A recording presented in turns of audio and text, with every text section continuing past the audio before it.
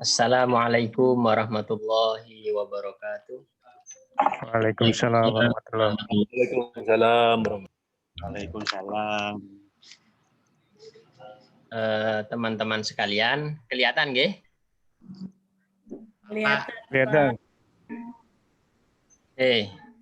Tema hari ini akan membicarakan tentang landasan filosofis dan historis kultural pendidikan. Pembimbingnya Dr. Sultan MPD dan Dr. Agus Wedi MPD. Kira-kira begini, kenapa tema ini penting kita bahas? Apa pentingnya membahas landasan dasar pendidikan itu? Landasan atau dasar itu bagaikan pondasi rumah atau bagaikan benih atau akar bagi tanaman. Jika pondasinya kuat, artinya benar, dirancang secara benar, maka bangunan di atasnya juga benar. Jika akarnya kuat, maka dahan, ranting, sampai buah juga akan kuat.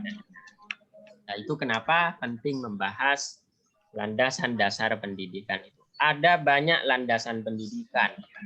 Di antaranya adalah filsafat, historis, kultural, atau filsafat dan budaya. Oke. Jadi saya fokuskan kepada filsafat dan historis dan kultural sebagai landasan pendidikan. Tulisan ini karena berjenis studi dokumen, paradigmanya interpretif, kualitatif, cara pengumpulan datasanya, dokumentasi, komparasi, dan analisis isi, dengan penyajian data deskriptif. Kita mulai teman-teman, hasil bacaan saya itu. Kita mulai dari apa itu pengertian filsafat. Yang begini silahkan dibaca saja, tapi saya langsung ke inti. Apa itu filsafat? Saya kutipkan pandangan Sugiharto. Ini Bambang Sugiharto, ini mungkin Pak Romo kenal ini. Apa kata Pak Bambang Sugiharto? Dia memberi definisi bahwa filsafat itu adalah refleksi bebas. Bebas itu apa? Ya dia memikirkan segala hal yang ada itu. Dia tidak terikat pada objek seperti sains, seperti ilmu. Tadi tiba-tiba. Tapi refleksi bebasnya dia rasional. Bagi saya di rumah itu sering kali gitu. Refleksi bebasnya dia rasional dan spekulatif.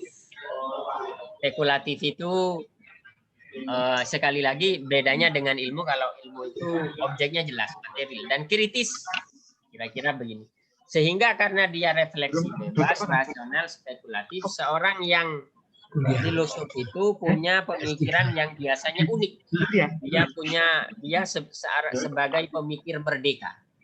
Itu refleksi bebas, itu filsafat.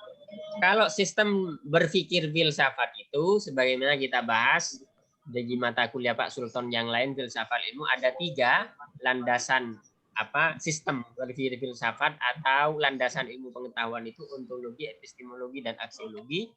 Kalau kemudian ciri berpikir filosofis itu ada radik, mendalam, sistematis, good, konsisten, saling melengkapi, komprehensif. Nah, sekarang kita gunakan ini bagaimana kita membicarakan landasan pendidikan.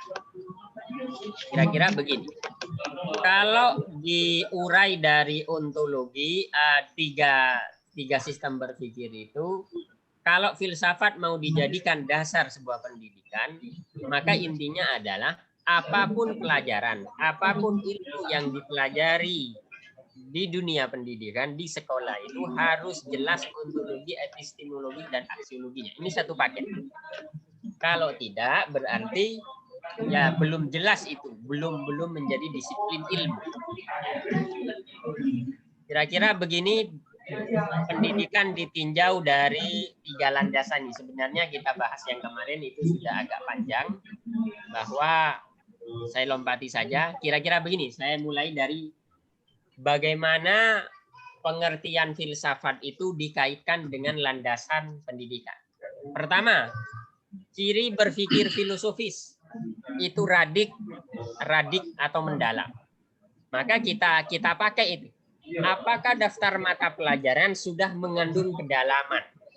Tidak hanya keluasan. Jadi kita analisis apakah daftar mata pelajaran yang hari ini sudah ada itu terlalu banyak sehingga membebani murid, atau hanya mengandalkan keluasan sehingga kedalamannya tidak ada, keluasannya yang ada.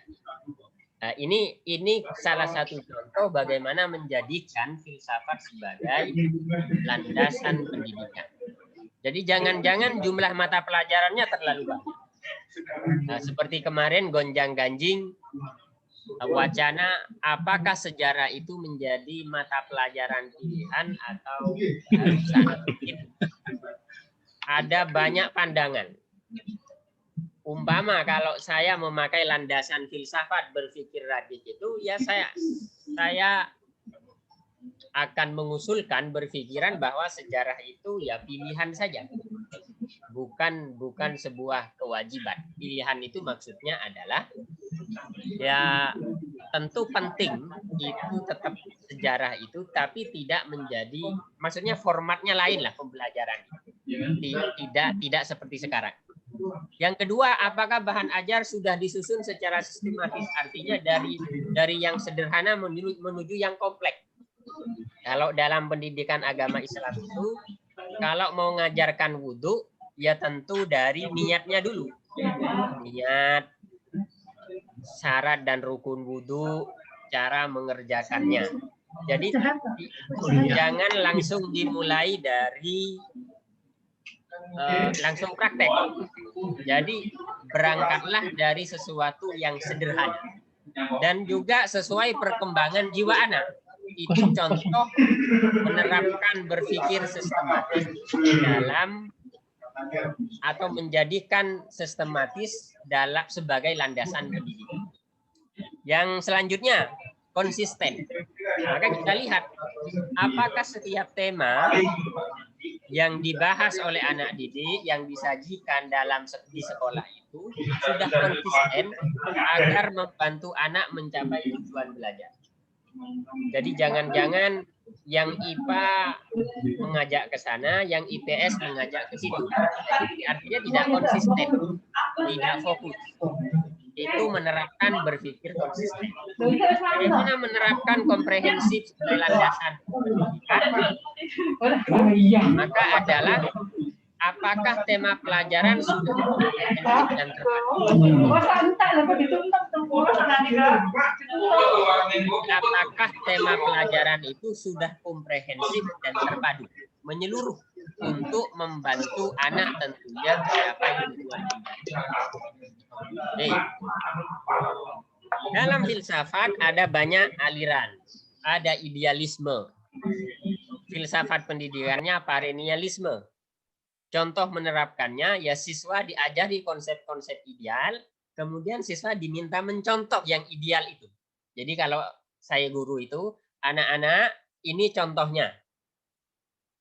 Kerjakan seperti contoh ya. Nah, itu contoh berpikir salah satu menerapkan filsafat dalam landasan pendidikan. Ada realisme. Yang benar itu yang real itu. Penerapannya apa? Siswa hanya diminta mempelajari, memahami apa yang terjadi hari ini. Jadi fakta-fakta hari ini dikonseptualisasikan, diteorikan, kemudian disajikan ke siswa untuk dipelajari. Karena mereka akan hidup di fakta itu. Itu realisme. Ada pragmatis. Pragmatis itu hanya anak didik hanya difungsikan seperti ya mungkin contoh konkretnya seperti SMK itulah pragmatisme. Jadi lulusannya ya bisa bekerja, menghasilkan uang, tidak menambah pengangguran, mereka produktif, ya rancangannya ya sekitar itu saja. Lulusannya apa nanti? Eksistensialisme, anak didorong untuk belajar mandiri.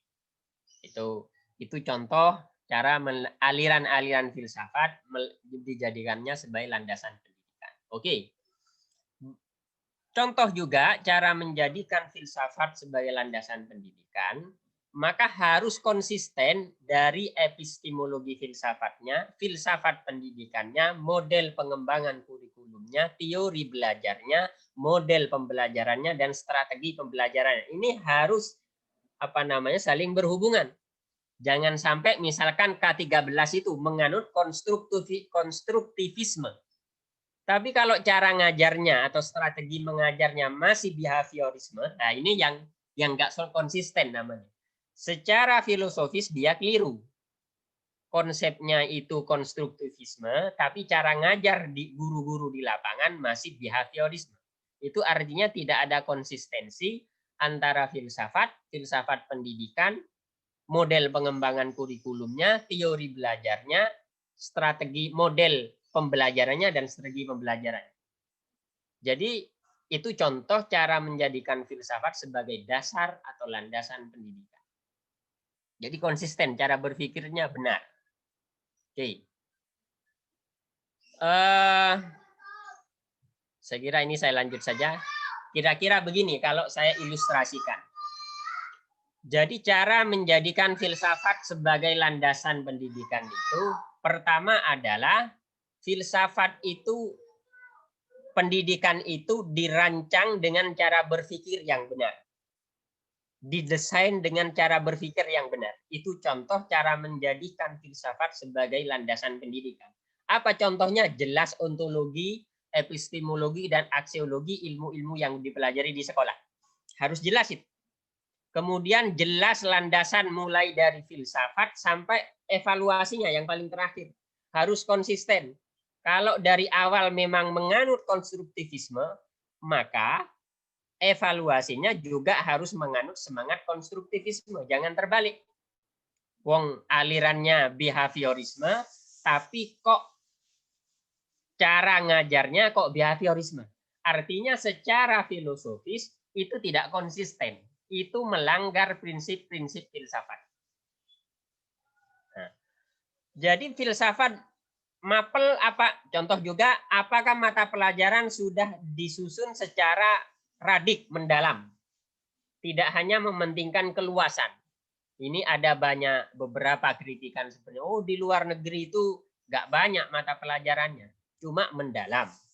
Anak akhirnya punya karya di bidangnya, jadi ahli di bidangnya. Tidak seperti di Indonesia katanya. Terlalu banyak mata pelajaran, akhirnya terlalu banyak membuang waktu dan pada akhirnya tidak mendalam. Ya setengah-setengah pada akhirnya lulusan. Itu contoh berarti dia tidak memakai prinsip radik dalam mendesain pendidikan.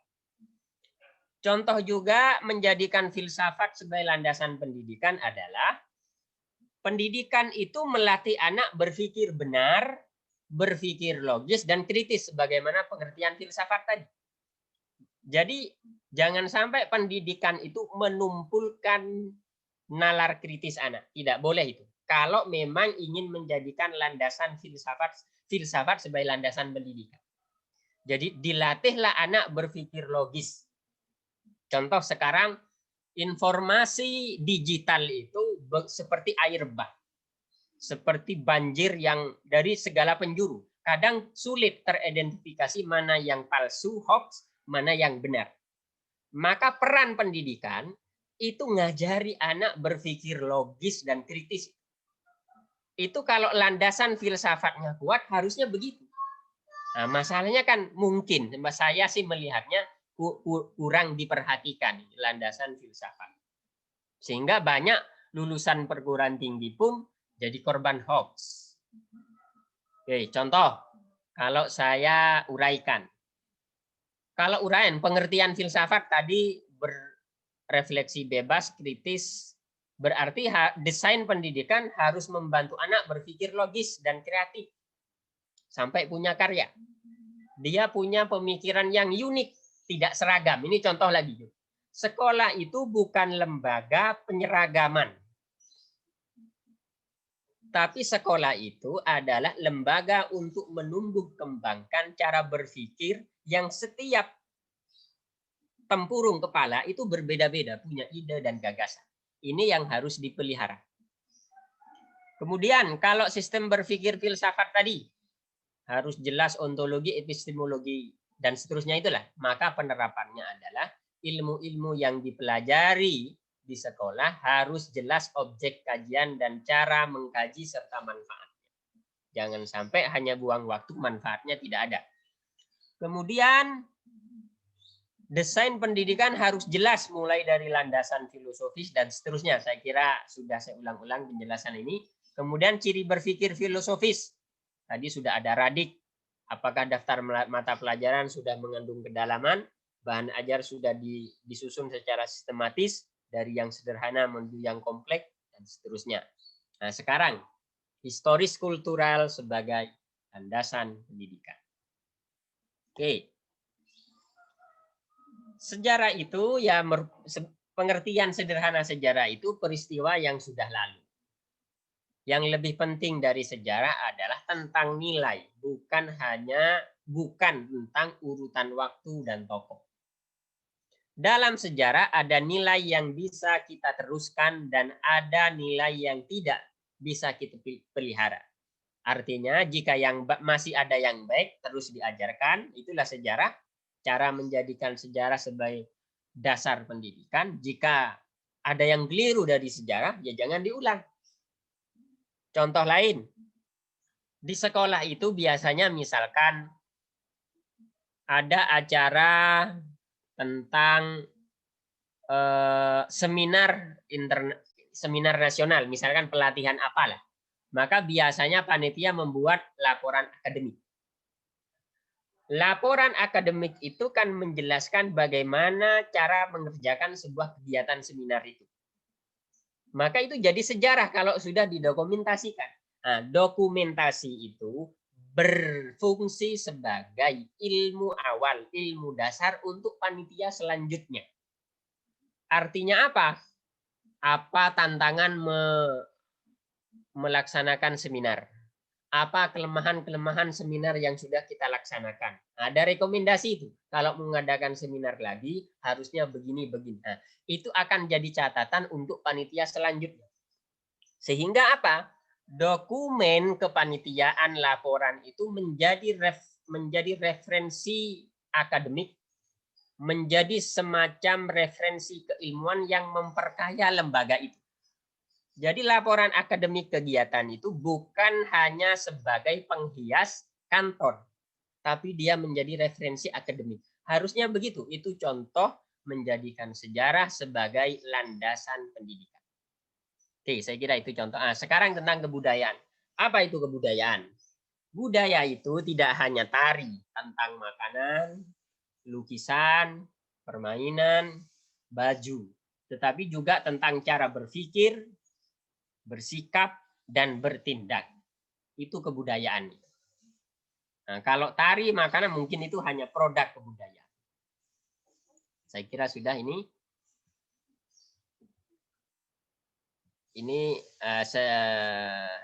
Ini beberapa ikhtiar tentang kebudayaan. Potensi budaya ada cipta, rasa, dan karsa. Ada unsurnya tadi, sistem keagamaan, sistem kemasyarakatan, bahasa, kesenian, itu unsur-unsur kebudayaan. Dan seterusnya lah, kita bahas satu-satu. Saya mulai dari potensi kebudayaan. Ada cipta, rasa, dan karsa. Itu kebudayaan. Apa itu cipta? Cara berpikir. Rasa itu tentang selera. Kalau karsa itu tentang sikap. Maka kalau ingin menjadikan budaya sebagai dasar pendidikan atau landasan pendidikan, maka ajari anak di sekolah itu cara berpikir yang benar tentunya. Juga punya selera yang ideal. Kalau dia seorang pemusik, ajari dia punya kuping, telinga, selera yang bagus tentang musik. Bagaimana ini soundnya gak enak, ini notnya kurang bagus. Itu harus punya selera tinggi.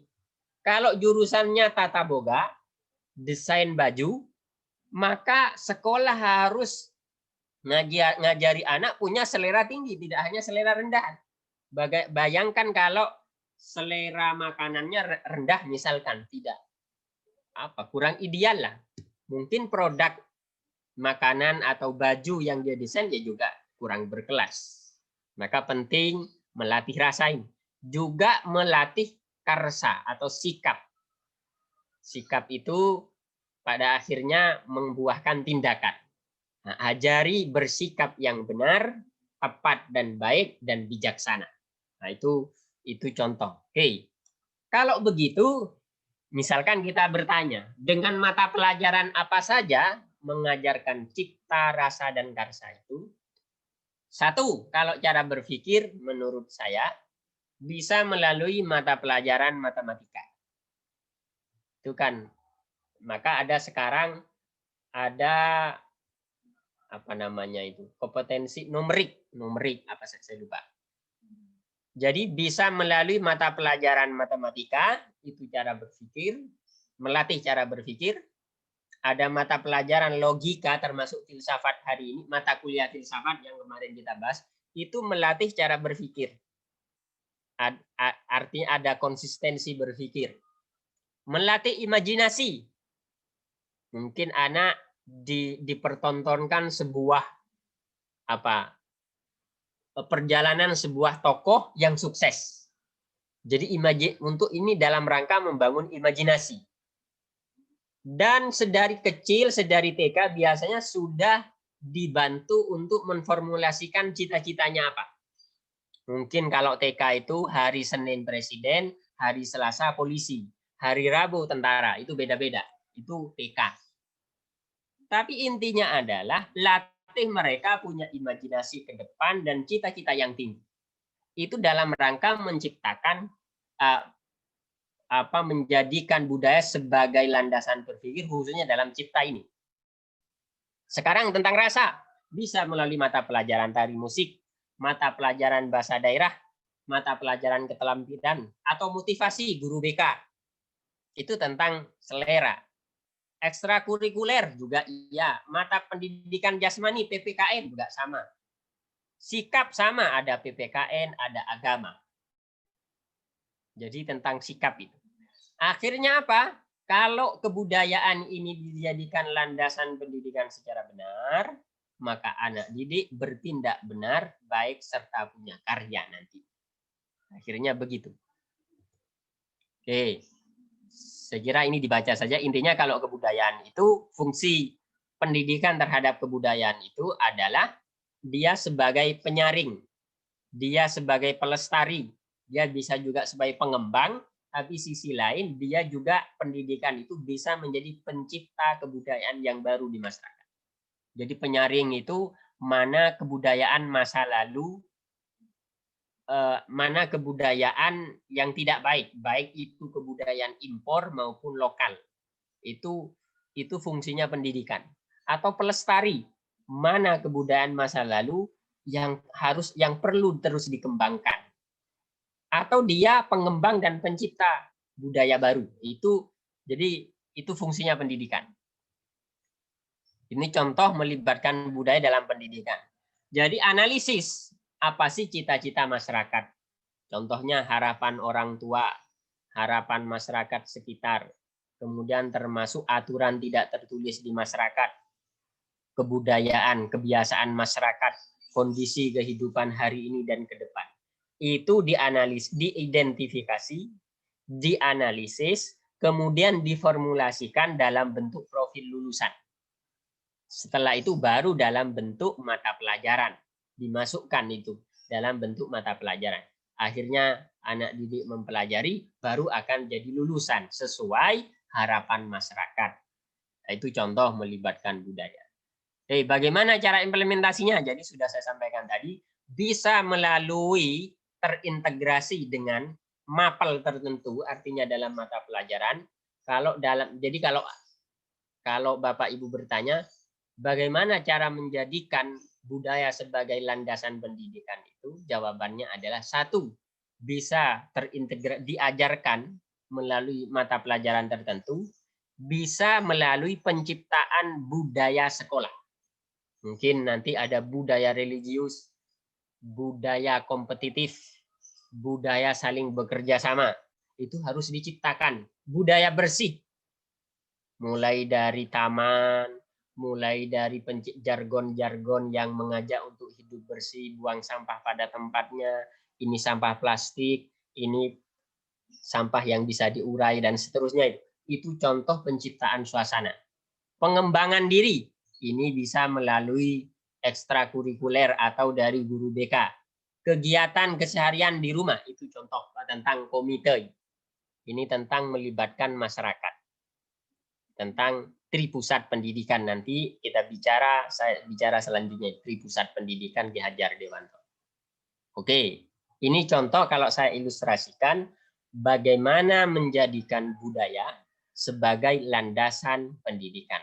Di awal sudah saya jelaskan landasan atau dasar pendidikan itu bagai sebuah fondasi bagi rumah, atau dia bagai benih bagi pohon atau akar bagi pohonnya. Jika benih dan akar itu bagus, maka batang nanti buahnya itu juga akan bagus. Apa akar pendidikan atau dasar atau landasan pendidikan itu khususnya budaya? Maka harus berlandaskan budaya kita. Apa budaya itu? Budaya kita itu satu tentang ketuhanan. Kita tahu masyarakat kita itu masyarakat yang berbudaya religius. Percaya akan bahwa Tuhan itu ada. Ya terserah mau menyebutnya Tuhan itu dengan sebutan apa, terserah itu. Itu tidak diatur. Tapi intinya ciri masyarakat Indonesia dia percaya Tuhan. Dia percaya Tuhan. Yang kedua, punya kemanusiaan. Artinya dia mau berbagi ruang dengan yang lain meskipun nanti berbeda agama, walaupun sama-sama percaya adanya Tuhan. Tapi dia mau berbagi ruang dengan suku lain. Itu kemanusiaan, membantu orang tanpa melihat perbedaan warna kulit atau ras, kemudian agama dan seterusnya. Persatuan. Itu biasanya sama-sama dengan musyawarah. Persatuan. Jadi ya bukan budaya kita itu konflik, kekerasan. Maka kita mengenal budaya musyawarah, mungkin bahasa sekarang demokrasi. Maka ada pemilihan langsung. Jadi tidak dipilih secara tunjuk, mungkin begitu. Keadilan itu budaya kita. Kemudian gotong keadilan. Artinya ini Pancasila. Pancasila itu kan memang saripati dari budaya Indonesia. Itu paling gampangnya ngomong budaya itu ya nilai-nilai Pancasila. Ada gotong royong. Apa-apa ya urunan. Seperti kita ini. Kan urunan bayar Zoom itu. Benar Pak Romo? Bu Nila ya? Siap. Ini kedengeran ya? Iya betul. Jadi kan ringan itu. Kalau gotong royong itu nilai yang harus dikembangkan. Ya ini kalau bertanya bagaimana cara menjadikan gotong royong sebagai landasan pendidikan, ya urunan Zoom. Kalau model pendidikan hari ini karena online itu ada momong, ada among, ada ngemong. Nah, itu contoh. Jadi momong seperti ngomong bayi, ada among. Tidak hanya menuruti, tapi dia ini juga benar nak, kamu gak boleh. Jadi ada ngemong.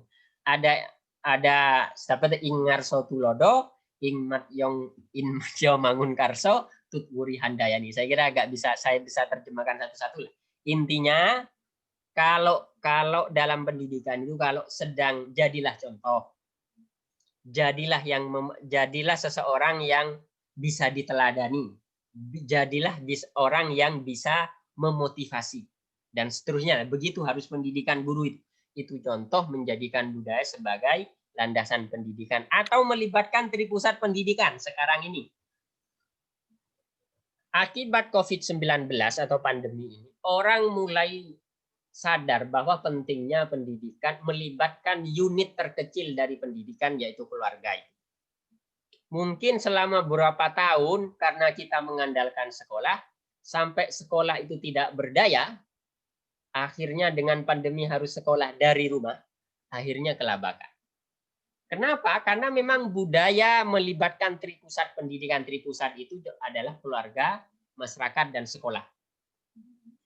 Jadi selama ini kan bertumpu pada sekolah. Artinya sebenarnya kebudayaan kita itu sebenarnya di keluarga yang paling kuat. Strong from home, kuat dari rumah. Kalau dalam agama saya itu Pak Romo, al-ummuh madrasatul ula, bahwa ibu itu pendidikan di keluarga itu sekolah pertama bagi anak.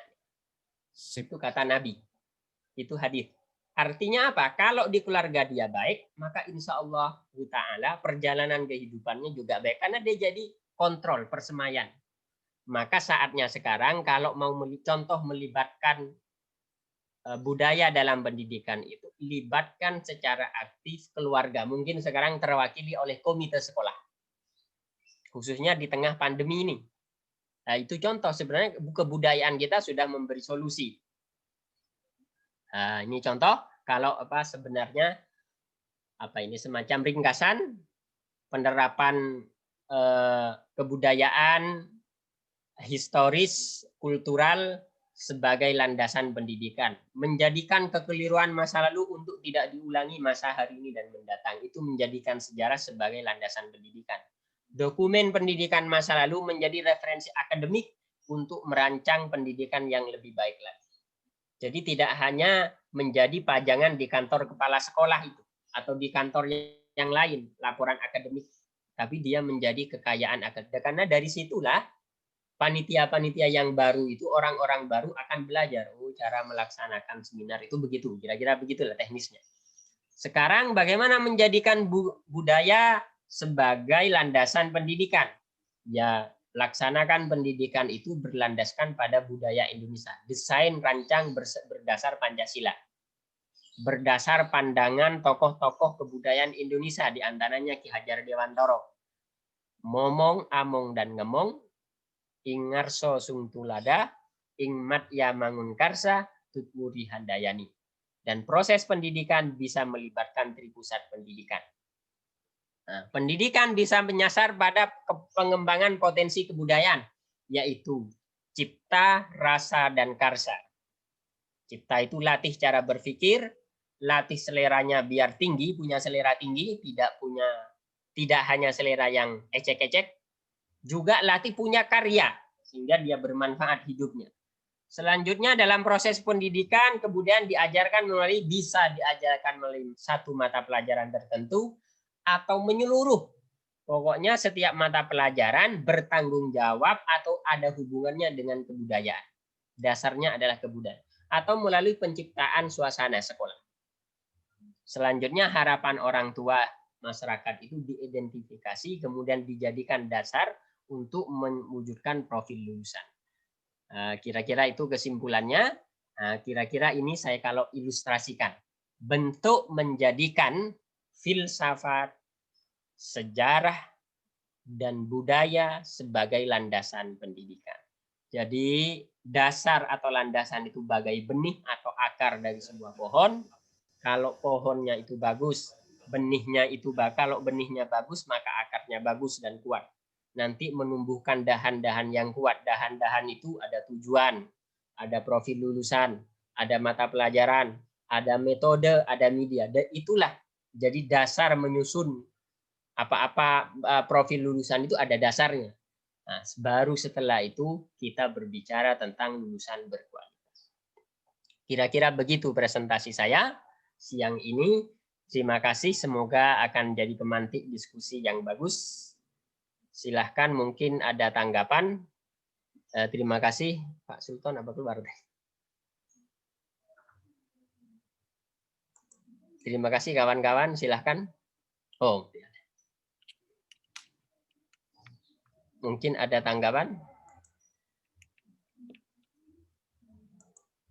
Ada masukan, kritik?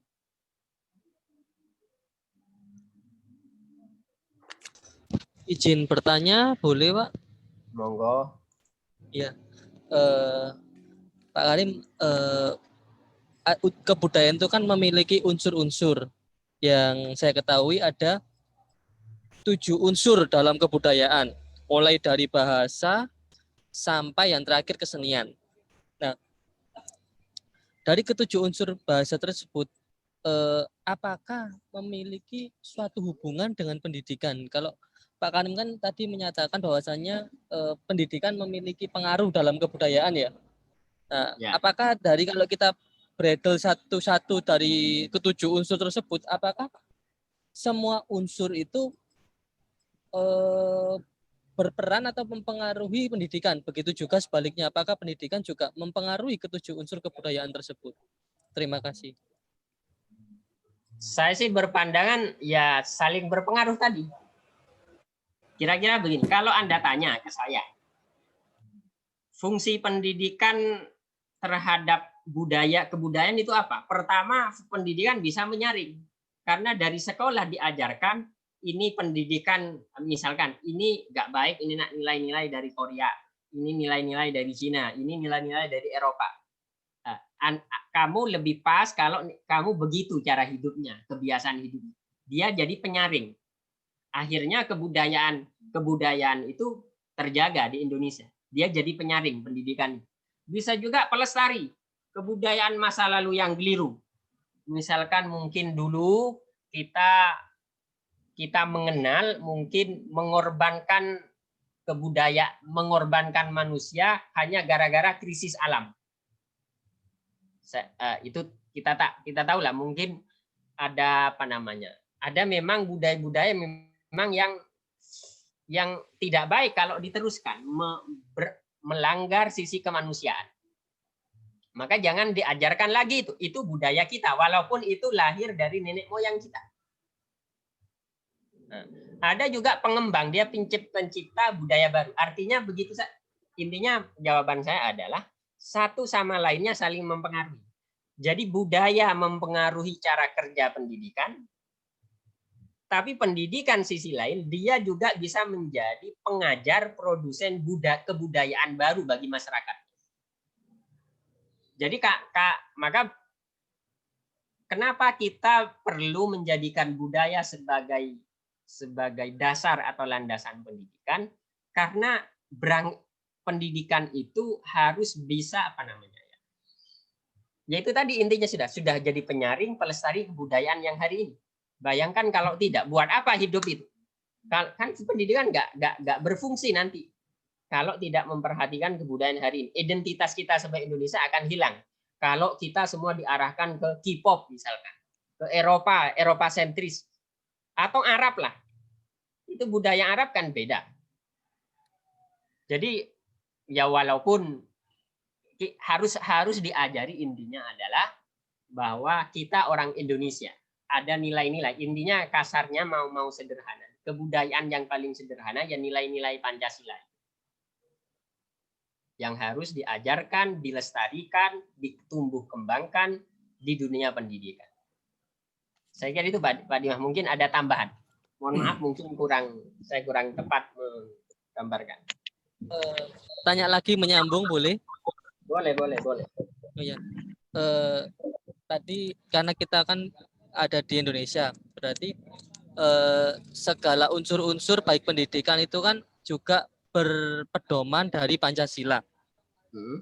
Yang ada 5 sila itu. Namun ya. Apakah dengan perkembangan zaman kita melihat ada yang menyuarakan bahwasanya Pancasila pun akan dirubah. Lah, bagaimana tanggapan Anda mengenai hal itu?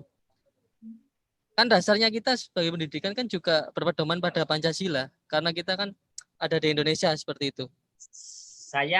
Tanggapan pertama saya mungkin perlu di cross check dulu apa valid informasi bahwa akan merubah Pancasila itu. Itu dulu saya. Jangan-jangan itu hanya informasi sangat politis untuk menyerang kelompok politik tertentu. Saya melihatnya begini.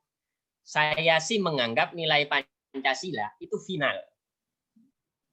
Ketuhanan, belief in God, humanity, unity, demokrasi atau musyawarah, social justice.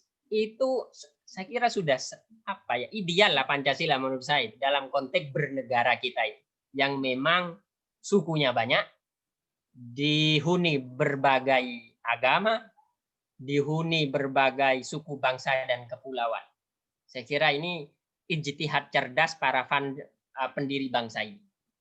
Saya kok melihatnya begitu. Jadi kalau menformat ulang negara biayanya lebih besar. Saya kira itu sajalah kita lestarikan dan kita ajarkan di sekolah. Ketimbang kita mikirnya kok apalagi ya, jangan yang lebih baik dari Pancasila. Saya kira itu saja. Dan saya sebagai Muslim melihat tidak ada satu sila pun yang bertentangan dengan ajaran agama. Saya kira itu. Terima kasih Pak Karim atas jawabannya. Terima kasih. Saya Pak Karim. Halo? Oke. Bisa didengar Halo, monggo, suara Pak saya? Romo. Bisa Oh, didengar jelas. suara saya? Oh, jelas. Oke, terima kasih Jelas. Pak Karim atas paparannya yang sangat sistematis. Dari ide-ide lalu sampai membumi. Nah, saya ingin menanggapi tapi tidak bertanya atau apa, mungkin tanggapan saya sebagai seorang pendidik di mana kita bicara masalah landasan filosofis pendidikan. Saya setuju bahwa pendidikan kalau tidak ada landasan filosofisnya, maka pendidikan itu menjadi tidak beraturan. Nanti Bapak dan Ibu semua bisa setuju, bisa tidak. Sejauh saya menganalisis kurikulum 2013 yang dikumandangkan pada tahun 2013 itu, memang lemah di dalam landasan filosofisnya, menurut saya. Buktinya adalah mengarah ke pragmatisme. Kalau dilihat dari filsafat pendidikan yang awal seperti Sokrates, kemudian Plato, dia mengatakan, dia memakai metode kebidanan bahwa setiap manusia itu sejak awal dia sebenarnya punya pengetahuan atau ide bawaan. Nah, kalau dikumandangkan bahwa guru hanya fasilitator saja, saya sangat amat setuju. Karena apa? Fasilitator itu adalah implementasi dari metode kebidanan. Itu yang dikumandangkan pertama kali Sokrates. Sudah sejak abad sebelum Masehi itu malahan. Dan dilanjutkan dengan Plato muridnya. Mengapa metode kebidanan? Yang melahirkan itu siapa? Yang melahirkan bukan bidan, yang melahirkan itu ya yang hamil. Nah, itu konsepnya. Kalau fasilitator, kalau guru sebagai fasilitator, sebenarnya konsep filosofisnya, dasar filosofisnya ada di Sokrates, dan kemudian dilanjutkan di Plato. Nah, itu. Tetapi kenyataannya fasilitator just jargon. Kalau dalam desain pembelajaran sekarang, kalau fasilitator maka mengajak siswa sebagai content maker. Itu saya baca di bukunya Johnny Go, dia ahli pendidikan juga di Filipina itu. Oke, itu saya menambahi itu. Lalu kalau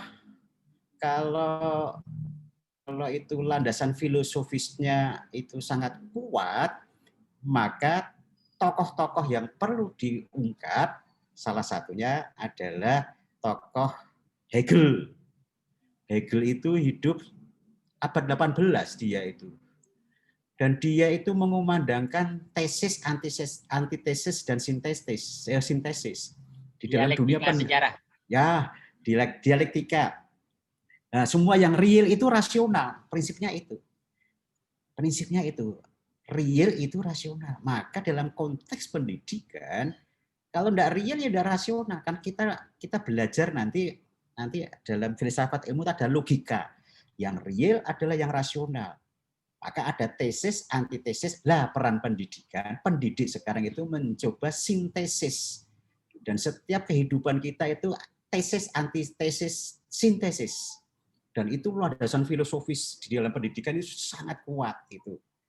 Dan yang sangat jelas di dalam, kalau mau diuraikan di dalam K13 atau mungkin landasan pendidikan yang cukup kuat adalah belajar dari John Dewey. Saya mencoba John Dewey. John Dewey itu dia mengatakan bahwa anak itu mengkonstruksi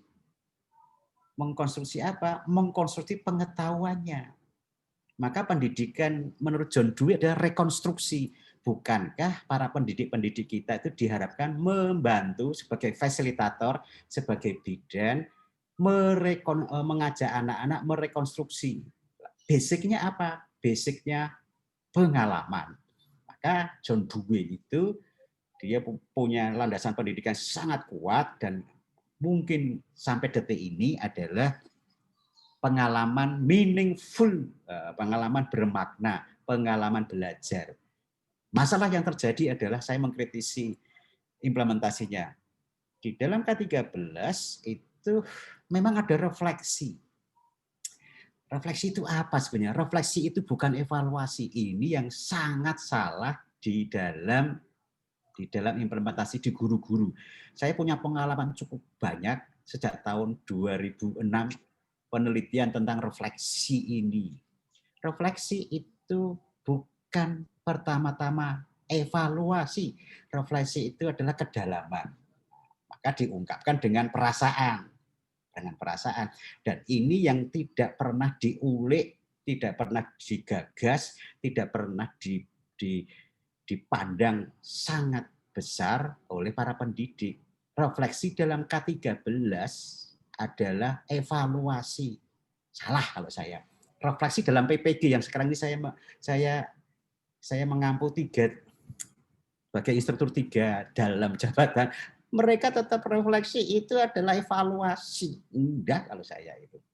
Ya, saya menambahi landasan filosofis sangat amat kuat. Akan lebih baik juga bahwa landasan filosofis pendidikan itu dengan tokoh-tokohnya dan yang sangat berpengaruh untuk landasan pendidikan sekarang ini. Itu tambahan saya menambahi di John Dewey, kalau mau banyak juga Ivan Illich, lalu juga Hegel, lalu Immanuel Kant, lalu Johann Herbrit. Ada bukunya kirim, Pak Tomo. Hah? Bukunya kirim ke grup. Ya, itu buku sejak tahun 86 sampai 90 kan saya belajar filsafat 4 tahun di Jakarta. Tapi dulu itu ilmu gila itu. Tapi setelah saya endapkan, saya sangat setuju dengan Pak Karim. Kalau orang tidak pernah berpikir sampai radix itu apa? Sampai ke akar-akarnya, dia akan hidup superficial. Maka setiap kali di perkuliahan S1, S2, S3 pasti ada namanya landasan pendidikan dan filsafat ilmu. Karena dia mencoba mulai membangun pola berpikir yang mendalam, tidak superficial. Terjadinya hoax karena apa? Karena orang tidak berpikir mendalam sampai ke akar-akarnya. Saya setuju dengan pertanyaannya tanggapannya Pak Karim. Apakah Pancasila mau dirubah? Coba cek datanya mana, siapa yang mengatakan. Itu Bapak sudah berpikiran filosofis. Karena apa? Radix, berarti mencari yang sedalam-dalamnya. Filsafat itu kan a way of proceeding, a way of life gitu. Nah, itu tanggapan saya. Mengapa saya setuju bahwa kalau wawasan pendidikan atau pendidikan tidak didasari dengan filsafat, maka pendidikan akan hancur. Nah, salah satu implementasinya lalu diturunkan yaitu adalah salah satunya adalah filsafatnya Ki Hajar Dewantara, filsafatnya Driarkara pendiri Sanata Dharma, humanisme, filsafatnya siapa. Menurunkan toh mereka itu belajar dari filsuf-filsuf yang hidup sebelum Masehi. Tapi pemikirannya apa? Pemikirannya tetap hidup. Nah, karena apa? Sampai ke radix. Lalu filosofinya lagi kalau ditelusur dari mengapa pendidikan dalam bahasa Latin educatio, ex ducere, ex itu keluar, ducere memimpin, berarti seorang guru seharusnya memimpin keluar dari kebodohan, keluar dari kesempitan, itulah pendidikan. Itu tanggapan saya setuju, landasan filosofis itu sangat amat penting sekali. Saya membaca, Terima kasih, Pak. Ya, pembukaan UUD 45 itu bisa dilihat dari dialektika Hegel. Menarik itu. Terima kasih, itu tanggapan saya dan saya setuju. Terima kasih.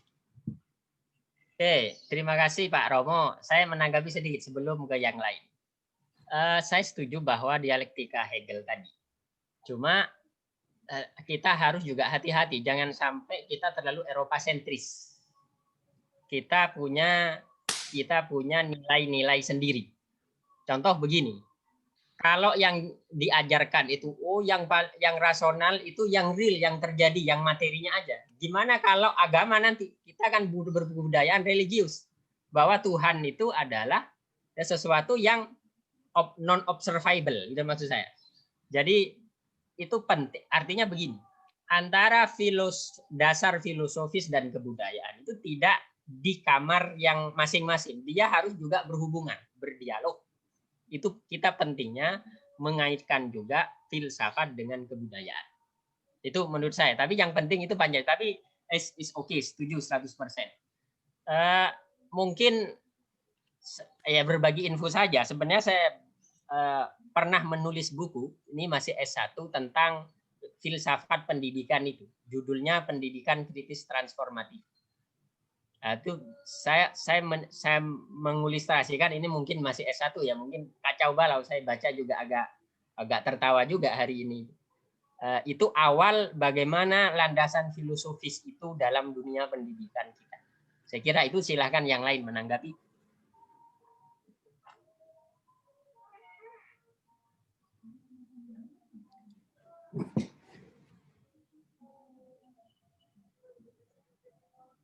Apa ada tanggapan, Prabowo?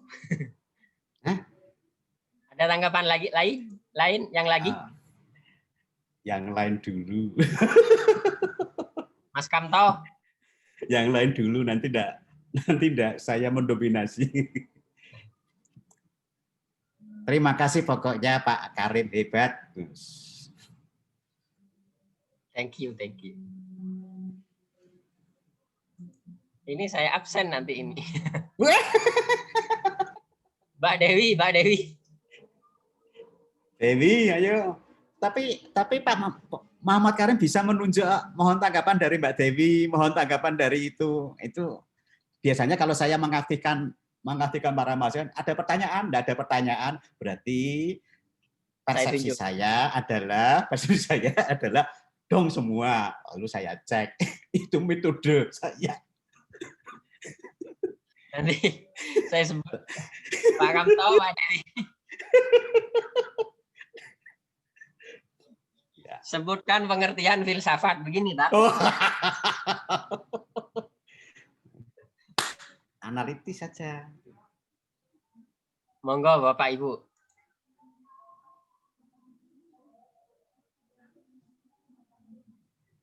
Mas Roni, Pak Roni.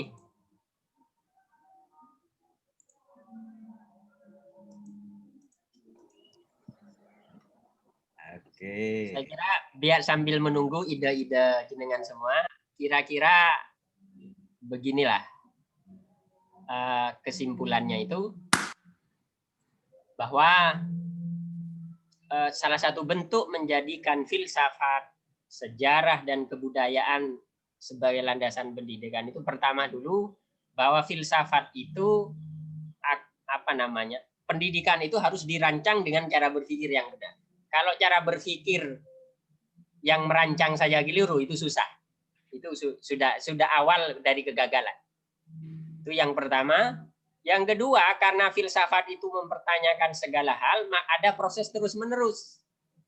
Maka pendidikan harus begitu, tidak boleh dia kontra perubahan. Jadi kalau mau berpikir yang benar, pendidikan itu harus selalu responsif terhadap perubahan. Dia tidak malu-malu untuk merubah dirinya, untuk merespon perubahan itu. Maka kalau saya pribadi tidak anti perubahan kurikulum. Mungkin setiap menteri ada ganti kebijakan. Ya karena memang berubah. Karena yang bisa beradaptasi itulah yang akan menang. Kalau kita menganut teori evolusi. Bukan yang paling besar dadanya. Bukan yang paling pinter cara mengelolanya. Tapi yang paling pinter merespon perubahan. Itu contoh menjadikan, karena filsafat itu akan mempertanyakan segala hal. Misalkan begini, seberapa penting mengajarkan karakter di sekolah? Apa jangan-jangan yang kita ajarkan itu bukan karakter sekarang? Jangan-jangan kita keliru dalam mengajarkan karakter. Terus dipertanyakan itu refleksi, itu contoh mempertanyakan segala hal. Pendidikan juga harus ngajari anak berpikir logis, kritis, rasional itu. Apalagi di tengah sekarang yang zaman digital itu informasi seperti air bah. Kalau tidak diajari literasi digital yang logis, yang kritis, maka lulusan sekolah itu ya mudah terpengaruh. Termasuk lulusan perguruan tinggi. Kemarin kalau kita baca beberapa media itu ada dosen yang jangankan terpengaruh, dia jadi produsen hoax. Ada guru korban hoax, ada mahasiswa. Mereka orang terpelajar semua, bukan orang sembarangan. Tapi mengapa itu masih cara berpikirnya kok begitu? Itu pentingnya punya cara berpikir yang benar. Cek dan cross check, logis kritis. Itu contoh menjadikan filsafat sebagai landasan pendidikan. Kedua, kalau bentuk menjadikan sejarah sebagai landasan pendidikan itu ya tidak mengulangi kesalahan-kesalahan masa lalu. Ini contoh yang paling real. PKI sekarang. PKI itu memang punya sejarah memberontak terhadap negara. Itu sudah dibubarkan. Tapi masa iya kita menghukum anak-anak dari orang yang terlibat PKI? Itu tidak adil. Jadi nggak usah diskriminasi itu terhadap 7 keturunan misalkan. Kita mengakui sudah ada buktinya bahwa ya memang PKI memberontak. Tapi kalau sampai diuber sampai sekarang jadi kadang jadi isu politik. Anak-anaknya juga harus dihukum. Maksudnya yang pernah mbah-mbahnya terlibat pemberontakan itu, ya tentu ini tidak ada. Artinya begini budaya kita. Yang dimusuhi itu adalah perilakunya. Adapun orangnya kita harus tetap menyayangi dan melindunginya. Bukankah itu budaya kita? La udwana illa 'alal zalimin, kata Ustadz itu Pak Romo. Tidak ada permusuhan kecuali kepada orang yang perilakunya saja, perilaku dolimnya. Adapun orang dia bisa berubah dan bertaubat. Maka saya pribadi tidak setuju kalau ya anak-anak PKI itu harus masih didiskreditkan. Itu faktor juga di sekolah. Sekolah harus ngajari itu melalui pendidikan mata kuliah atau mata pelajaran PPKN. Itu bentuk melakukan sejarah. Contoh lain sejarah itu. Dokumentasi dokumen itu jangan hanya jadi hiasan kantor. Itu bisa jadi referensi akademik. Jadi biasanya ditulis di dokumen itu kesalahan-kesalahan, keunggulan-keunggulan seminar ini, pelatihan ini. Maka itu jadi referensi akademik sehingga kaya ilmu dari lembaga, referensi akademik sebuah lembaga itu kaya sehingga dia terus maju ke depan. Itu contoh menjadikan sejarah sebagai landasan pendidikan. Bentuk kebudayaan tadi sudah, cara menjadikan budaya sebagai dasar pendidikan dengan 5 dasar Pancasila, pandangan tokoh orang Indonesia yang mengerti kebudayaan, identifikasi harapan orang tua dan masyarakat kebutuhannya apa, kemudian itu buat profil lulusan berdasar itu semua, kemudian mendorong 3 potensi kebudayaan tadi. cipta, rasa, dan karsa melalui pendidikan. Mudah-mudahan ada yang nanggapi lagi. Ya, Assalamualaikum Pak. Waalaikumsalam Pak Wahyudi. Ya, mohon izin Pak. Terima kasih. Assalamualaikum warahmatullahi wabarakatuh. Nama saya Wahyudin Madil. Ya, terima kasih tadi pemaparannya dari Pak Muhammad Karim. Terkait materi yang Bapak bawa pada poin terakhir tadi Pak, terkait budaya itu bisa menjadi bentuk budaya itu bisa menjadi landasan dalam pendidikan. Namun ada fenomena sekarang ini Pak, ada pergeseran budaya. Pergeseran budaya sekarang ini di mana itu banyak budaya itu malah kehilangan esensi dari nilai dari budaya itu tersebut, karena mungkin adanya berbagai pengaruh dari luar, baik dari media atau dari mana. Apakah bagaimana cara menyaring ini supaya bisa tetap menjadi landasan Pak, landasan dalam pendidikan? Karena kita ketahui budaya itu juga untuk menyaringnya memang kita memerlukan pendidikan juga Pak. Nah, jadi fenomena ini sebenarnya bagaimana menurut Bapak terkait fenomena ini? Terima kasih. Oke. Tadi sudah disebutkan, misalkan begini. Kalau memang ada budaya yang sengaja didatangkan atau diimpor dari budaya luar Indonesia, misalkan beginilah Pak. Karena kita mayoritas agama Islam, begini. Saya melihatnya budaya Arab dengan Islam itu berbeda. Itu contoh. Contoh mungkin dari Korea. Mungkin kalau Korea, kenapa kita tidak tiru saja budaya kerja kerasnya dan Jepang? Tentang keengganan mereka untuk nikah, jangan kita tiru. Mohon maaf Pak Romo ya. Nggak begitu. Ini contoh maksudnya. Sekarang Jepang itu menghadapi kesulitan karena apa? Umur produktifnya berkurang, tidak seperti kita yang bonus demokrasi katanya, bonus demografi. Maksud saya begini, kalau ditanyakan gimana nyaring itu semua kebudayaan-kebudayaan asing itu, ya kalau jawaban normatif saya, ya perkuat dari pendidikan itu. Cara memperkuatnya adalah bisa melalui mata pelajaran tertentu, tadi ini, terintegrasi dalam mapel tertentu, atau ciptakan budaya sekolah, suasana di sekolah itu. Jadi misalkan sekarang, saya pribadi tidak setuju budaya kompetisi itu. Itu melanggar budaya kita. Ya apa budaya kita? Budaya itu kerjasama, budaya kita itu gotong royong tadi. Jangan ajari anak untuk berlomba dan saling mengalahkan temannya sendiri. Itu nggak baik. Harus diajari mereka saling membantu, memperkuat, sehingga semua orang tumbuh berkembang. Nah, maka budaya kompetisi itu bukan budaya kita, itu impor. Menurut saya itu budaya kapitalisme. Budaya kita itu gotong royong, kerjasama, saling membantu. Jadi saya sekarang presentasi itu tidak sedang ingin berlomba dengan Pak Wahyudi atau Pak Romo untuk memperoleh nilai A, tidak. Tapi sekarang saya memposisikan untuk saling berbagi. Itu contoh. Begitu juga ngajari suasana di sekolah itu. Buat suasana pembelajaran itu yang saling menumbuhkan kerjasama, bukan saling mengalahkan.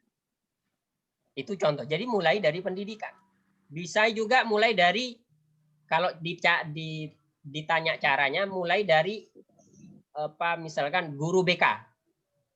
Itu penting itu. Bagaimana bersikap. Atau kegiatan di rumah melibatkan orang tua. Itu contoh Pak. Menurut saya kalau ditanya ya, kalau tadi kan pertanyaan bagaimana cara menyaringnya itu. Cara menyaringnya yaitu bisa mulai dari pelajaran tertentu, bisa ada PPKN, ada agama, ada budaya sekolah, ciptakan suasana pembelajaran sekolah yang di situ ada saling membantu, bukan saling mengalahkan. Ada pengembangan diri, bisa dari guru BK, bisa dari guru kelas kalau di SD itu. Itulah yang ngajari cara bersikap itu.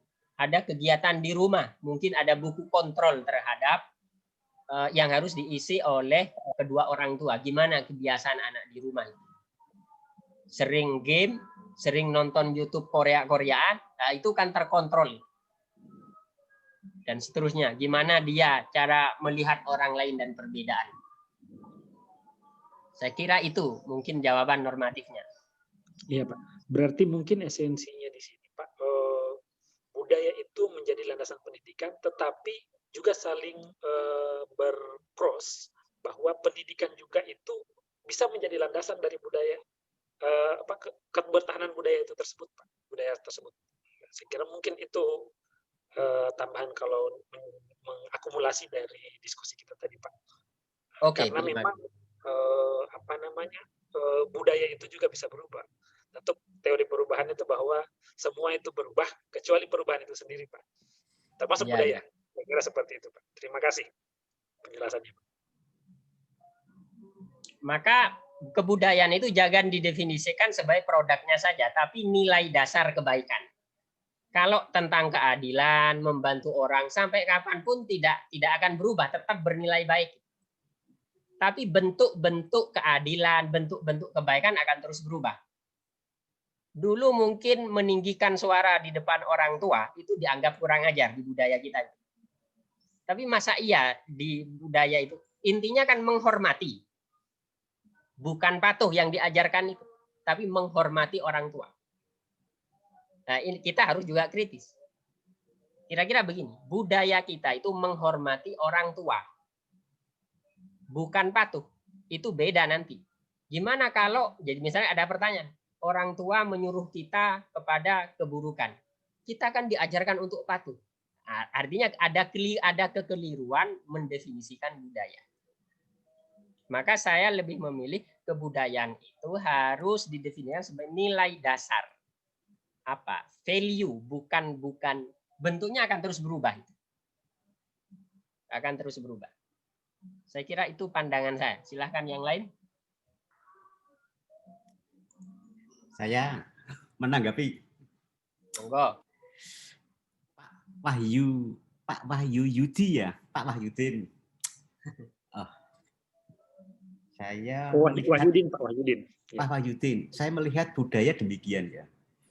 Budaya memang budaya itu kalau dari akar katanya, saya belajar banyak dari ini.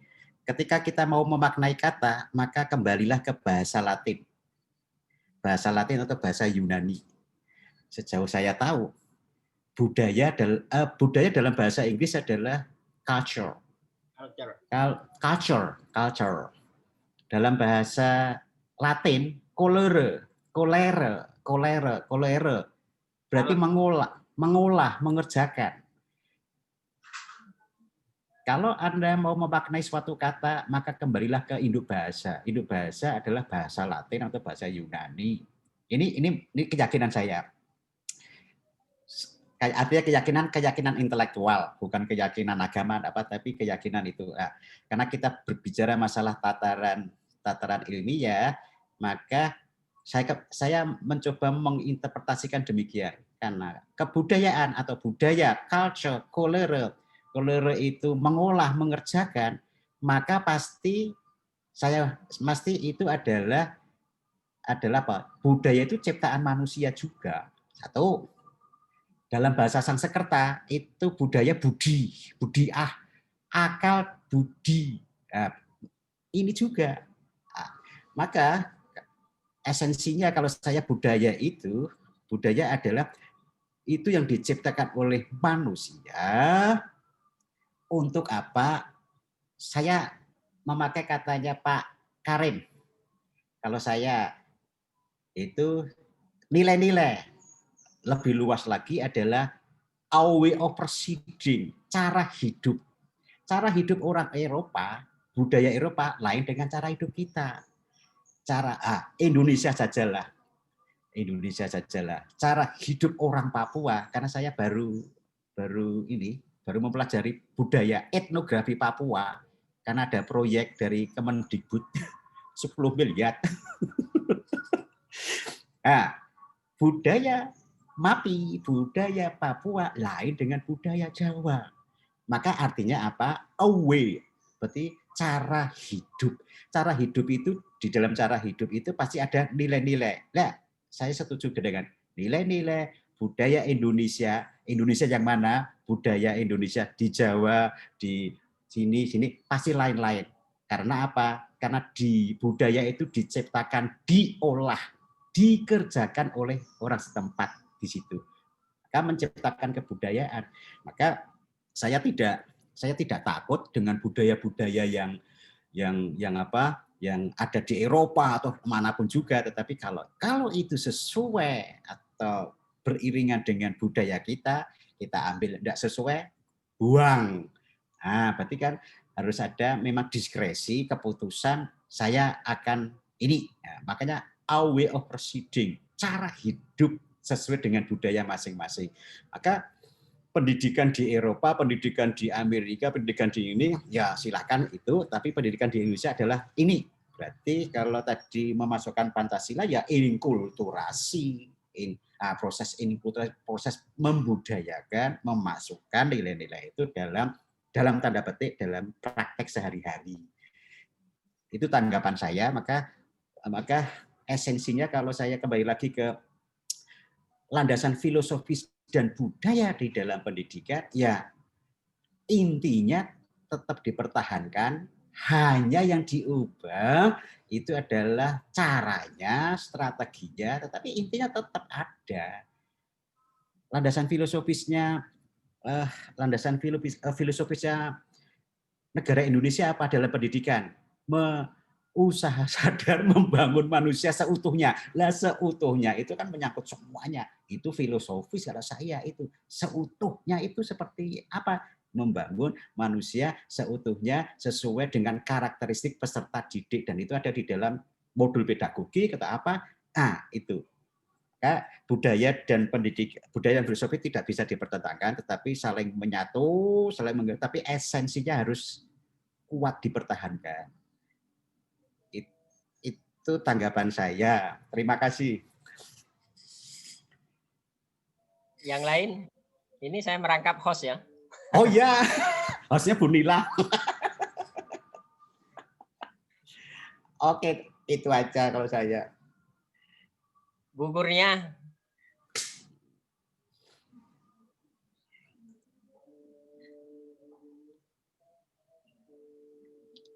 Pak Sultan.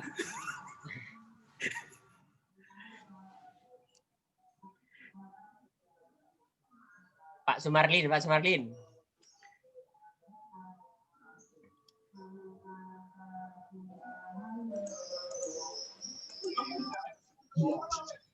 Oke, saudara. Oke, saudara.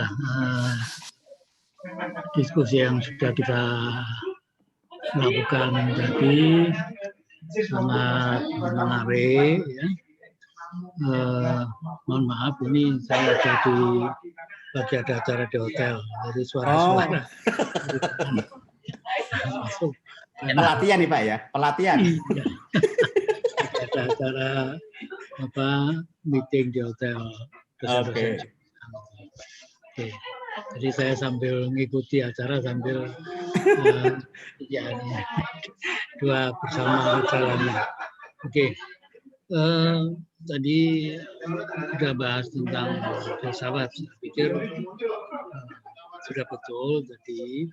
Jadi kalau kita bicara filsafat, bisa dari sisi metodologinya, artinya bagaimana metode berpikir filsafat itu kita pakai dalam aktivitas sehari-hari, atau metode itu kita tanamkan pada siswa-siswa kita. Tapi di sisi lain itu teorinya, teori filsafatnya.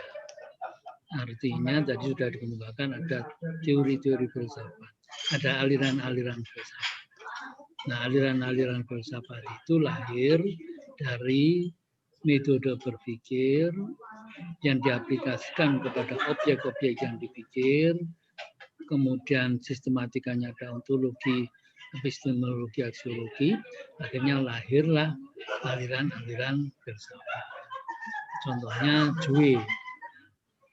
Jue itu, John Jue itu punya aliran filsafat. Nah, aliran filsafat Jue itu terus dikembangkan sampai bagaimana pendidikan menurut landasan filsafatnya Jue. Sehingga termasuk pembelajarannya itu bagaimana. Jadi Jue, filsafatnya Jue tidak hanya untuk merumuskan tujuan pendidikan, tetapi juga proses pendidikannya. Bahkan Jue punya laboratorium pendidikan. Nah, seperti itu. Nah, ini salah satu contoh. Artinya, kalau filsafat sebagai landasan, bisa jadi untuk merumuskan tujuan pendidikan, itu kita harus memilih filsafat apa yang akan kita pakai untuk merumuskan tujuan. Tentunya bagi Indonesia, walaupun filsafat kita ini belum sempurna sebagai teori filsafat, ya kita pakai filsafat Pancasila. Cuma memang kemudian kalau bagaimana pelaksanaan pembelajaran, pelaksanaan pendidikan, itu filsafat Pancasila tidak banyak bicara itu. Nah, bisa jadi kita bisa pinjam mungkin filsafatnya Jue. Yang penting nilai-nilainya itu jangan nilai-nilai yang tidak sejalan dengan filsafat Pancasila.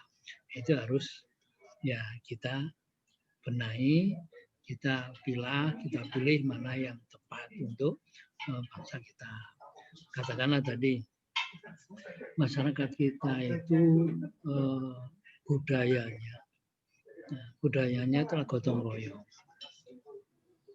Tapi kemudian kalau kita Eropa itu dulu itu budayanya adalah bersaing. Tapi akhir-akhirnya kan ke kolaboratif juga. Nah, dulu kan persaingan. Karena itu dulu ada master learning, ada pembelajaran individual.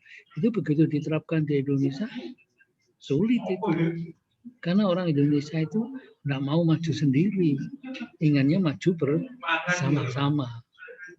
Nah, karena itu kalau orang Indonesia ditanya siapa yang ingin jadi pemimpin, itu pasti nunjuk orang lain, bukan saya Pak, bukan begitu. Kenapa? Karena budaya kita memang seperti itu. Walaupun juga kadang-kadang manusiawi kan, unsur manusiawi ingin juga muncul. Nah itu memang budaya kita. Nah ini karena itulah jadi landasan filsafat kita memang untuk merumuskan tujuan itu kita berangkat dari filsafat Pancasila. Tapi dalam pelaksanaannya mungkin kita bisa mengambil Jue, mungkin siapa yang itu untuk merumuskan bagaimana tindak pembelajaran, tindak pendidikan yang tepat, yang baik. Nah ini, jadi itu. Termasuk tadi memang ungkapan dari Pak Karim bahwa semuanya itu akan berubah. Itu sebetulnya tidak harus semuanya berubah. Jadi ada nilai-nilai yang berubah, ada nilai-nilai yang tetap. Nah itu harus mana yang berubah, mana yang tetap. Tapi kalau strategi mungkin akan terlalu mengalami perubahan. Tetapi kalau nilai yang harus diwariskan, itu memang ada nilai-nilai budaya yang tetap, ada nilai-nilai budaya yang harus dirubah karena sudah tidak sesuai lagi. Nah itu memang ini tugas pendidikan. Tugas pendidikan itu ada yang sifat konservatif, yaitu transmisi atau sosialisasi, kemudian ada yang transformasi. Jadi membenahi, meningkatkan, memperbaiki budaya-budaya yang sudah tidak tepat lagi di dalam kehidupan berbangsa dan bernegara. Kalau semuanya berubah, nanti 25 tahun lagi Indonesia juga bukan Indonesia nanti. Nah, seperti itu. Jadi ini memang juga karena itu landasan kultural itu cukup penting, karena dari landasan kultural itu kita akan mencari esensi nilai-nilai yang ada di Indonesia. Katakanlah tadi bicara tentang menghormati. Menghormati itu nilai umum, ya, universal. Nilai menghormati. Tapi cara menghormati, nah ini tiap daerah berbeda-beda. Nah seperti itu. Jadi nilai, kita bicara nilai, itu ada nilai general, kemudian ada apa istilahnya, perilaku di dalam menjalankan nilai itu berbeda-beda. Katakanlah kalau orang Indonesia itu rata-rata orang Jawa, itu kalau ditepuk kepalanya, itu marah-marah itu. Tapi kalau orang di Timur Tengah sana, itu dipegang-pegang kepalanya, di jenggotnya ini dielus-elus, itu malah bangga dia. Tapi kalau orang Indonesia, orang Jawa, baru kenal kok berani pegang kepala, nah itu jadi masalah itu. Nah seperti itu. Jadi ada nilai menghormati, tapi bagaimana menghormati, nah itulah dari nilai instrumentalnya itu bisa berbeda-beda. Nah ini yang memang harus kita pilih, kita pilih di dalam pendidikan. Sehingga di landasan pendidikan itu katakanlah untuk mewariskan nilai itu tugas utama kita adalah memilih nilai-nilai mana yang itu diwariskan, nilai-nilai mana yang itu katakanlah harus dilakukan perubahan. Sehingga landasan filsafat saya pikir sudah betul tadi, jadi cara berpikirnya juga betul, itu nilai filsafatnya yang tadi berlaku seperti itu. Kemudian fungsi pendidikan itu bisa sebagai sosialisasi yang bersifat konservatif, bisa juga bersifat progresif, yaitu transformasi. Nah ini yang harus, karena itu kita harus berhati-hati. Banyak pandangan-pandangan filsafat, teori-teori filsafat, tapi yang sejalan dengan filsafat Pancasila yang mana? Nah itu yang kita harus bisa memilih dan bisa memilah yang kita jadikan pegangan pada waktu kita melakukan pendidikan. Nah sebetulnya ini tugasnya Romo ini. Romo ini mengembangkan filsafat kita itu. Filsafat kita itu kan masih embrio. Jadi ontologinya gimana, sosiologinya bagaimana, itu kan belum. Ya sebetulnya perguruan tinggi yang punya fakultas filsafat, ya, jurusan filsafat, nah itu yang seharusnya mengembangkan. Jadi artinya ada pekerjaan filsafat yang belum terselesaikan. Ya, filsafat. Kalau itu ditulis, kemudian ditawarkan ke Indonesia, setelah itu ditulis bahasa Inggris, diletakkan di perpustakaan internasional, barulah diakui bahwa Pancasila sebagai salah satu filsafat yang sejajar dengan filsafat-filsafat dunia. Barangkali itu. Oke, itu saudara komentar saya. Saya pikir bagus, diskusi kita konstruktif. Namun yang lain saya berharap bisa ikut bergabung berdiskusi ya. Jadi yang lain 16 orang, tampaknya yang ngomong ini baru 5 orang. 2 kali pertemuan ya. Ini baru 5 atau 6 orang yang bicara. Nah, saya berharap ke depan lebih banyak lagi yang berbicara. Ini sebagai latihan kita untuk menyampaikan sesuatu, menyampaikan ide, berargumentasi yang itu berguna dalam kita menulis disertasi. Oke, itu komentar saya. Mungkin dari Pak Agus ada sesuatu yang ingin disampaikan, monggo.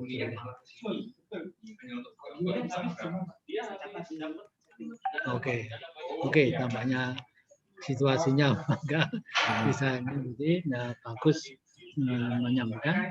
Atau mungkin ada sesuatu yang ingin disampaikan, didiskusikan. Kalau masih ada waktu, monggo. Boleh masuk, Pak. Oke. Anjar, monggo Pak Anjar. Iya, sedikit mencoba merefleksikan yang tadi dipaparkan oleh Pak Karim bahwa cara berpikir gitu ya, tadi ada radik dan sistematik gitu ya, urut gitu. Sementara kalau direfleksikan dengan realitas, sepertinya dinamika realitas sekarang sangat populer dengan istilah disrupsi gitu ya. Sistematika itu seolah-olah bukan menjadi harga mati gitu sama kebutuhan masyarakat, dan nilai-nilai itu seolah-olah sangat terbuka untuk bisa terasimilasi dengan nilai-nilai lain begitu. Bagaimana sistematika ini bisa dipandang dalam masa-masa disruptif seperti ini. Mungkin itu yang saya masih perdebatkan dalam diri sendiri, barangkali bisa dapat pencerahan dari teman-teman dan Pak Sultan. Terima kasih. Yuk, silakan. Terima kasih Pak Anjar. Saya kira begini Pak, sistematis itu intinya setiap hal itu saling berhubungan dan mendukung untuk mencapai satu kesimpulan atau satu tujuan tertentu. Sehingga dia fokus ke satu tujuan. Kalau dalam pendidikan begitu. Era disrupsi itu ya tidak kemudian mengganggu cara berpikir sistematis itu. Jadi era disrupsi itu saya melihat bukan mengganggu cara berpikir sistematis. Justru kita memperkuat. Jadi kalau analisisnya benar dalam melihat perubahan, nah, untuk punya analisis identifikasi dan beranalisis benar itu harus mampu mengaitkan satu dengan lainnya. Jadi kemampuan untuk mengaitkan ini hubungannya dengan ini hubungan itu sistematis juga. Jadi untuk merespon perubahan di era disrupsi justru butuh pemikiran yang sistematis. Jadi kalau tidak tahu berubah ke sini hubungannya nanti dengan kehidupan masa mendatang apa? Itu harus logis, terukur, sistematis. Misalkan contoh Pak ya, saya baca berita kemarin, saya nggak tahu ini benar apa enggak, bahwa ada kerjasama rupiah dengan yuan, artinya dengan Cina, mungkin dengan alasan mungkin Cina menjadi negara produsen terbesar sekarang ini. Tapi apakah keputusan itu benar? Mengingat Amerika itu masih juga terbesar dan sekutunya lebih banyak dibanding Cina. Itu maksud saya. Jadi sekutunya lebih banyak. Nah, kalau kita kebijakan untuk yuanisasi daripada dolarisasi, kita harus berpikir juga sistematis. Ini apa hubungannya kebijakan ini dengan kehidupan bangsa kita ke depan? Jangan-jangan kita nanti dimusuhi oleh Amerika dan sekutunya maksud saya. Nah, itu menghubungkan satu peristiwa dengan peristiwa yang lain. Itu juga butuh berpikir sistematis. Justru itu penting berpikir filsafat itu di era disrupsi itu. Kalau tidak, ya kita akan jadi konsumen saja. Lulusan kita itu tidak bisa menghubungkan jurusan yang dia pilih dengan kehidupan dia mendatang apa kaitannya. Harus bisa seperti itu. Saya kok melihatnya begitu. Terima kasih.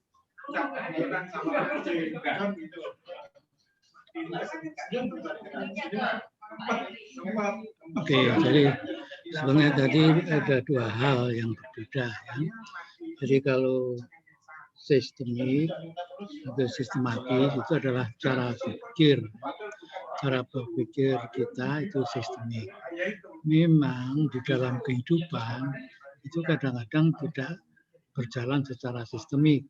Itu di dalam, apalagi di era modern ini.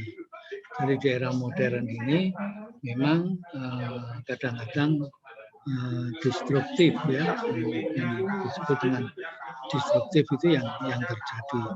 Artinya apa? Artinya manusia berpikir sistemik itu tetap dibutuhkan ya,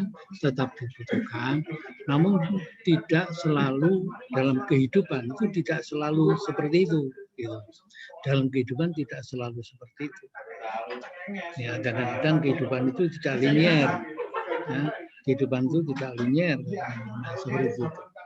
Artinya apa? Di era global sekarang ini berpikir seperti itu tetap, analisis itu tetap diperlukan. Cuma di dalam kehidupan kadang-kadang memang ada yang disebut dengan distraktif itu. Ya, distraktif itu di dalam kehidupan. Artinya kemampuan yang harus dimiliki oleh anak-anak kita berpikir sistemik, berpikir itu tetap diperlukan oleh anak-anak kita. Karena berpikir sistemik itu berpikir yang mampu memecahkan masalah-masalah kehidupan. Nah, di situ. Sehingga walaupun di era modern, di era maju, saya berpendapat berpikir sistemik itu tetap dibutuhkan.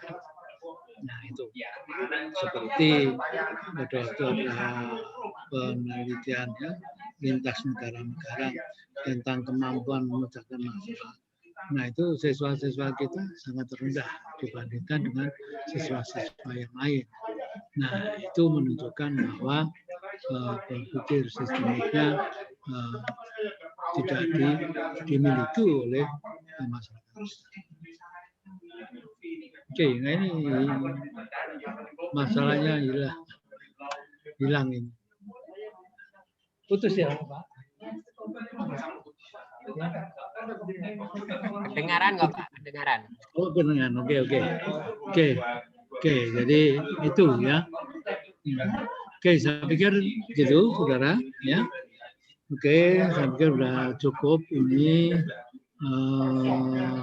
perkuliahan kita untuk pertemuan kali ini. Nah, saya berharap minggu depan bisa berdiskusi lagi dan mohon seperti yang ini nanti sebelumnya makalahnya sudah di-share sehingga kita bisa mendiskusikan dan saya berharap semuanya bisa ikut serta di dalam diskusi. Oke, terima kasih saudara. Kita akhiri sampai di sini. Selamat siang. Kita ketemu lagi minggu depan. Terima kasih Pak Sultan. Terima kasih, Sultan. Terima kasih, Pak. Terima kasih Pak Sultan.